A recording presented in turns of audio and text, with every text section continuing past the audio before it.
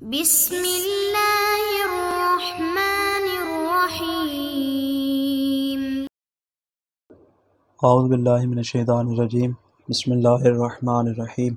عزیز طلبہ کرام، آج ہم منطق مظفر صدوم کا سبق نمبر 33 پڑھنے جا رہے ہیں، اور آج انشاءاللہ ہم بیان کریں گے تناقض کی تعریف کو، جو کہ ہم نے کل بیان کیا تھا کہ تناقض کی بحث کے میں کی ضرورت پڑتی ہے۔ اس کے بعد ہم نے کہا تھا کہ ہم انشاءاللہ اس کی تعریف کو بیان کریں گے، اور جو اس کے بارے میں ہماری 3 طرح کی مباحث ہیں ان کو ایک ایک کر کے تفصیل سے ترتیب کے ساتھ بیان کریں گے۔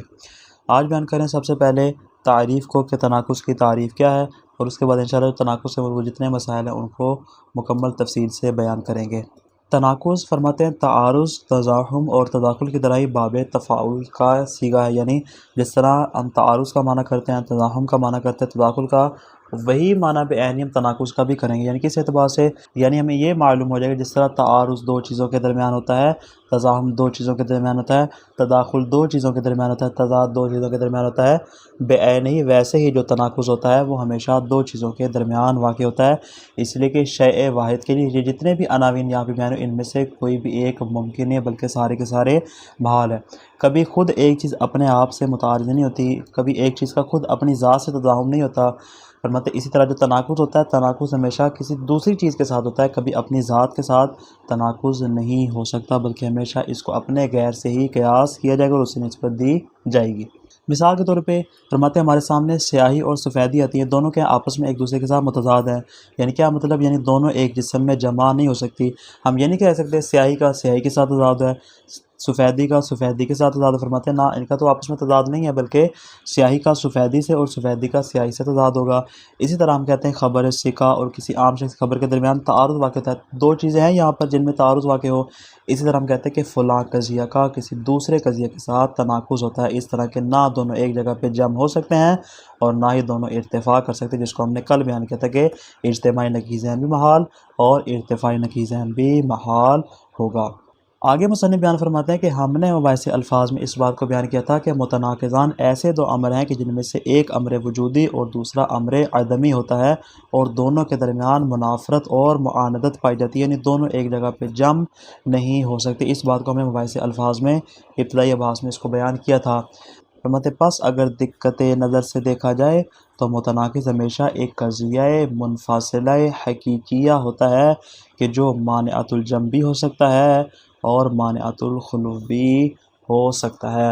مانعۃ الجمع اس اعتبار سے کہ نہ دونوں ایک جگہ پہ جمع ہو سکتے ہیں، اور مانعۃ الخلو اس اعتبار سے کہ اس میں ارتفاع بھی نہیں ہو سکتا۔ یعنی وہی بات جو ہم نے کل کی تھی کہ نہ اجتماعی نقیضین ہو سکتا ہے، نہ ارتفاعی نقیضین ہو سکتا ہے۔ اس اعتبار سے دیکھیں تو فرماتے ہیں یہ قضیہ منفصلہ حقیقیہ ہوگا۔ کیوں؟ اس لیے کہ جو مانعۃ الجمع اور مانعۃ الخلو ہیں وہ قضیہ منفصلہ کی اقسام ہے، جس کو ہم نے گزشتہ دروس میں بیان کیا تھا۔ فرماتے پاس جس طرح تناقض مفردات میں ہوتا ہے ویسے ہی تناقض قضایا کے درمیان بھی ہوتا ہے۔ ان تمام نکات کو آپ کے سامنے واضح کر دینے کے بعد اب ہم تناقض کی تعریف کو آپ کے سامنے بیان کرتے ہیں۔ کیا تعریف ہے تناقض کی؟ کہ تناقض سے مراد ایسا اختلاف جو 2 قضایا کے درمیان ہو اور یہ اس بات کا تقاضا کرے کہ ایک قضیہ صادقہ ہے اور دوسرا قضیہ کاذبہ ہے۔ یعنی بڑی آسان سی تعریف ہے، یعنی تناقض حقیقت میں اختلاف کو کہتے ہیں، اور اختلاف کیا ہوتا ہے؟ یہ اختلاف ہمیشہ 2 قضایا کے درمیان ہوتا ہے۔ یہ کبھی ایک قضیہ جس طرح میں اوپر بیان کیا کہ یہ کبھی بھی ایک چیز بھی نہیں ہوتا، شیء واحد بھی نہیں ہوتا، بلکہ ہمیشہ شیئین میں ہوتا ہے۔ تو جس طرح مفردات میں ہوتا ہے ویسے ہی قضایا میں ہوتا ہے۔ مطلب یہاں پر ہماری جو مراد ہے وہ مفردات والا تناقض مراد ہے، بلکہ قضایا والا تناقض مراد ہے۔ تو اختلاف کس بات کا تقاضا کرتا ہے؟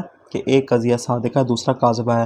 نہ دونوں صادقہ ہوں گے، اگر دونوں صادقہ ہوں گے تب بھی تناقض نہیں ہوگا، اگر دونوں کے دونوں کاذبہ ہوں گے تب بھی تناقض نہیں ہوگا۔ اس تعریف میں اس بات کو واضح کیا جا رہا ہے۔ مصنف کی یہ بیان کردہ تعریف 4 طرح کے مختلف نکات پر مشتمل ہے۔ کون کون سے؟ پہلا نکتہ یہ ہے کہ اس تعریف میں کلمہ اختلاف جنس ہے، جو کہ مفرد اور مفرد میں، مفرد اور قضیہ میں، اسی طرح قضیہ اور قضیہ میں اختلاف کو شامل ہے۔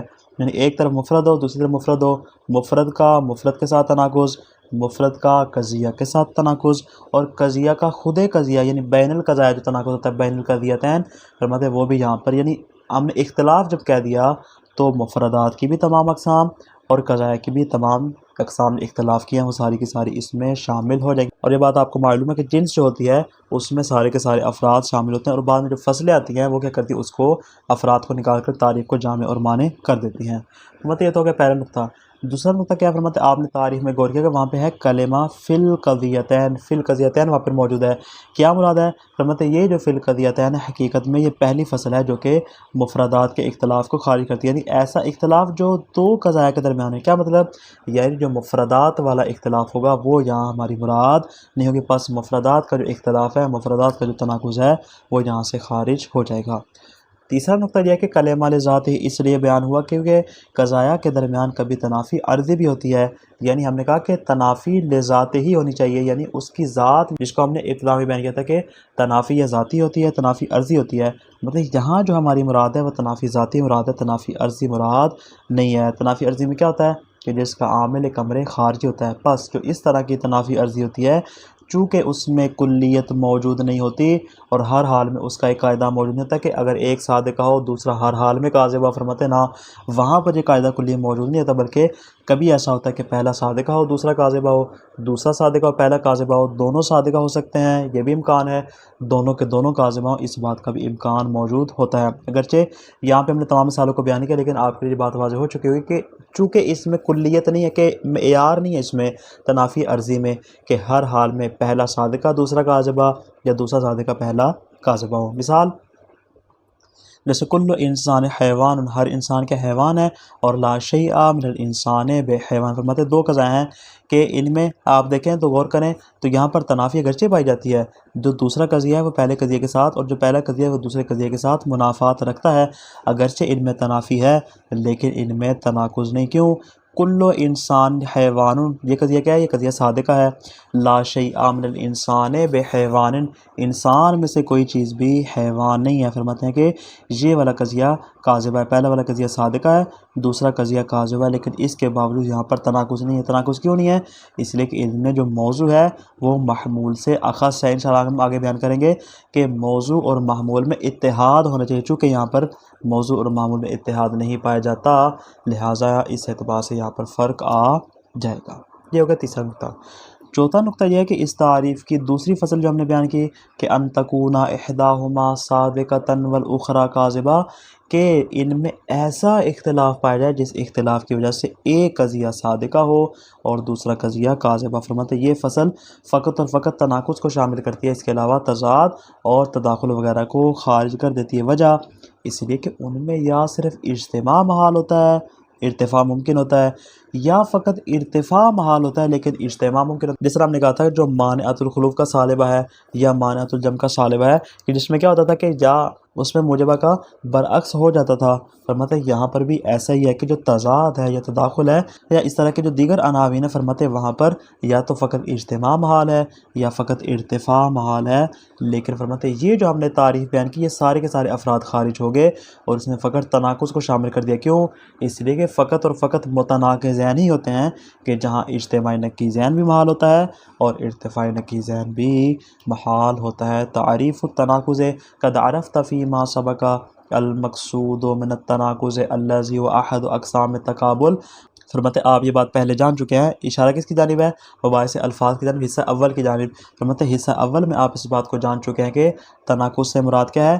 تناقض سے مراد وہ والی قسم ہے جو کہ تقابل کی اقسام میں سے ایک قسم شمار ہوتی ہے، کہ جہاں پہ ہم نے کہا تھا کہ تقابل یا تقابل وہاں پہ متساویان کی صورت میں ہوتا ہے، یا تقابل ضدین ہوتا ہے، یا متضاعفین ہوتا ہے، یا تقابل تناقض کی صورت میں ہوتا ہے۔ فرماتے وَلِنَزَعَهُ هَذَا بِعِبَارَةٍ جَامِعَةٍ فَنِّيَّةٍ فِي خُصُوصِ الْقَضَايَا، فرماتے وہاں پر تو جو ہم نے تناقض بیان کیا تھا وہ مفردات سے مربوط تھا، البتہ یہاں پہ چونکہ ہماری گفتگو قضایا کے بارے میں ہے، لہذا بطور خاص قضایا کو بیان کرنے کے لیے ہم ایک فنی اور ایسی دقیق ترین عبارت استعمال کریں گے کہ جس میں تناقض کی مکمل جزئیات آپ کے سامنے آ جائیں گی۔ فنقول، بس ہم کیا کہیں گے؟ تناقض القضایا اختلاف فی القضیتین یقتضی لذاتہ ان تکون احداہما صادقۃ والاخری کاذبہ، دو قضیوں کے درمیان ایسا اختلاف جو اپنی ذات کے لحاظ سے، یعنی اختلاف ذاتی ہو، تنافی ذاتی ہو، تنافی عرضی نہ ہو، جو اپنی ذات کے لحاظ سے اس بات کا تقاضا کرے، تقاضا کون کرے؟ اختلاف کی بات کریں کہ دونوں میں سے ایک قضیہ صادقہ ہو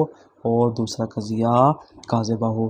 ولا بد من قید لذاتہ فی التعریف، فرماتے ہیں تعریف میں لذاتہ کی قید لگانا ضروری ہے، وجہ لأنہ ربما یقتضی اختلاف القضیتین تخالفہما فی الصدق والکذب، فرماتے ہیں آپ کو ایسے بہت سے قضائے نظر آ جائیں گے کہ وہاں پر قضائے جو ہے وہ مختلف ہوں گے ایجاب و سلب کے اعتبار سے، ایک قضیہ جب موجبہ ہوگا دوسرا قضیہ سالبہ ہوگا، ایجاب و سلب کے اعتبار سے اختلاف ہوگا، اور یہ جو ایجاب و سلب والا اختلاف ہے اس بات کا تقاضا کرے گا کہ دونوں صدق اور کذب کے اعتبار سے مختلف ہوں، یعنی ایجاب و سلب کے اعتبار سے بھی اختلاف ہے اور وہاں پر صدق اور کذب کے اعتبار سے بھی اختلاف ہے، ایک قضیہ صادق ہے ایک قضیہ کاذبہ ہے، یعنی جو تناقض کی بنیادی صورت ہے وہاں پر موجود ہے کہ ایجاب و سلب کا اختلاف بھی ہے، اور وہاں پر کیا ہے ایک قضیہ صادقہ ہے اور دوسرا کاذبہ ہے، اس کے باوجود بھی وہاں تناقض نہیں ہوتا تو کیوں نہیں ہوتا؟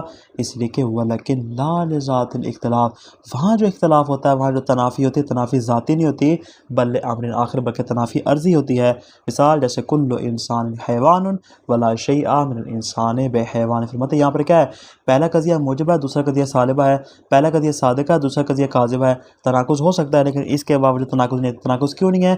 اس لیے کہ یہاں پر جو اس کا موضوع ہے وہ محمول سے اخص ہے، انسان جو ہے وہ اخص ہے اور حیوان جو ہے وہ عام ہے، دونوں اس اعتبار سے فرق رکھتے ہیں۔ فَإِنَّهُ لَمَّا كَانَ الْمَوْضُوعُ أَخَصَّ مِنَ الْمَحْمُولِ، فرماتے ہیں یہ جو موضوع ہے در حالانکہ یہ محمول سے اخص ہے تو صدقت احد الکلیتین وکذبت الاخری، تو ایک قضیہ صادقہ ہو جائے گا دوسرا قضیہ کاذبہ ہو جائے گا۔ اما لو کان الموضوع عام من المحمول، اگر تو فرماتے ہیں موضوع محمول سے عام ہو، یعنی جو پہلی مثال ہم نے بیان کی تھی اس کا بالکل برعکس ہو جائے، پہلے میں کیا تھا موضوع اخص تھا، اب اگر ہم کیا کر دیں موضوع کو محمول سے عام کر دیں تو لکذبا معاً، تو دونوں کے دونوں قضائے کیا ہو جائیں گے کاذبہ ہو جائیں گے، جیسے ہم کہتے ہیں کل حیوان انسان، ہر حیوان انسان ہے، اور ہم کہتے ہیں لا شیء من الحیوان بانسان، حیوان میں سے کوئی بھی چیز جو ہے وہ انسان نہیں ہے، فرماتے ہیں یہاں پہ صدق اور کذب کے اعتبار سے اختلاف نہیں ہوگا بلکہ دونوں کے دونوں قضائے ہی کاذبہ ہو جائیں گے، لہذا یہاں پر بھی تناقض نہیں ہوگا۔ وَنَعْنِي بِالْاِخْتِلَافِ الَّذِي يَقْتَضِي لِذَاتِهِ تَخَالُفَهُمَا فِي الصِّدْقِ، فرماتے ہیں یہاں پہ جو ہم نے کہا نا اختلاف، دو قضاء کے درمیان اختلاف پایا جاتا ہے، فرماتے ہیں اس اختلاف سے ہماری مراد کیا ہے؟ وَنَعْنِي بِالْاِخْتِلَاف، اختلاف سے ہماری مراد الَّذِي يَقْتَضِي لِذَاتِهِ تَخَالُفَهُمَا فِي الصِّدْقِ هو الاختلاف الذي يقتضي ذلك في أية مادة كانت القضيتان، فرماتے ہیں کہ ہماری مراد ایسا اختلاف ہے جو اپنی ذات کے اعتبار سے، یعنی تنافی ذاتی ہونی چاہیے تنافی عرضی نہیں ہونی چاہیے، ایسا اختلاف جو اپنی ذات کے اعتبار سے صدق اور کذب میں تخالف کا تقاضا کرتا ہو، ایک قضیہ صادقہ ہو دوسرا کاذبہ ہو، نہ تو دونوں صادقہ ہوں گے نہ ہی دونوں کاذبہ ہوں گے بلکہ صدق میں کیا ہو تخالف ہونا چاہیے، اختلاف ہونا چاہیے، ایک صادقہ ہو دوسرا کاذبہ ہو، مطلب یہ جو ہماری اس سے مراد ہے هو الاختلاف الذي يقتضي ذلك في أي مادة كانت القضيتان، فرماتے دو قضاء میں چاہے جس طرح کا بھی مادہ موجود ہو جہاں پر بھی یہ قاعدہ کلیہ صادق آ جائے گا وہاں پر فرماتے یہ والا اختلاف صادق آ جائے گا۔ وَمَهْمَا كَانَتِ النِّسْبَةُ بَيْنَ الْمَوْضُوعِ وَالْمَحْمُولِ، فرماتے ہیں اب اس میں فرق نہیں ہے موضوع اور محمول کے درمیان کس طرح کی نسبت پائی جاتی ہے، نسبت اتصال ہے نسبت انفصال ہے، قضیہ حملیہ ہے قضیہ شرطیہ ہے، فرماتے اس اعتبار سے بھی اس میں فرق نہیں ہوگا۔ کل اختلاف بین الموجبۃ الکلیۃ والسالبۃ الجزیہ، مطلب ایک طرف آپ لے کر آتے ہیں وہ قضیہ موجبہ کلیہ ہے اور دوسری طرف آپ لے کر آتے ہیں قضیہ سالبہ جزیہ، سالبہ موجبہ کا برعکس ہے اور جو جزیہ وہ کلیہ کا برعکس ہے، اس طرح کے اگر آپ دو قضایا بھی لے آتے ہیں وہاں پر بھی فرماتے ہیں اگر اس طرح کا اختلاف ہو، ایک قضیہ صادقہ ہو دوسرا کاذبہ ہو اور ان میں اختلاف بھی ذاتی و عرضی نہ ہو تو ہم وہاں پر اس کو تناقض کا نام دے دیں گے۔ تو خلاصہ کیا ہوا آج کے درس کا؟